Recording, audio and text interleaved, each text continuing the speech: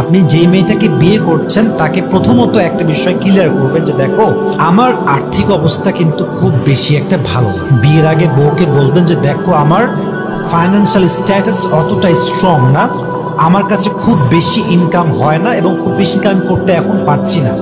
তো তোমাকে অবশ্যই মাথায় রাখতে হবে যে বিয়ের পরে ডিমান্ডেড ওয়াইফ হওয়া যাবে না, যে খুব ডিমান্ড, অলওয়েজ ডিমান্ড করে এইটা চাই, ওইটা চাই, ওইটা লাগবে, এইটা লাগবে, এই বাড়িতে চলবে না, অমুক বাড়ি লাগবে, এই ড্রেসিং টেবিল পছন্দ, অমুক ড্রেসিং টেবিল লাগবে, আমার এই গাড়ি পছন্দ, আমার অন্য গাড়ি লাগবে।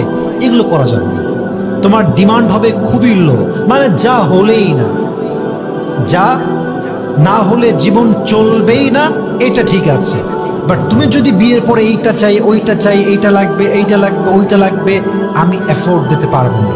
তো আমি আগেই বলছি যে আমি হালাল কামাই করে খাই, আমার ইনকাম খুবই কম, 20-30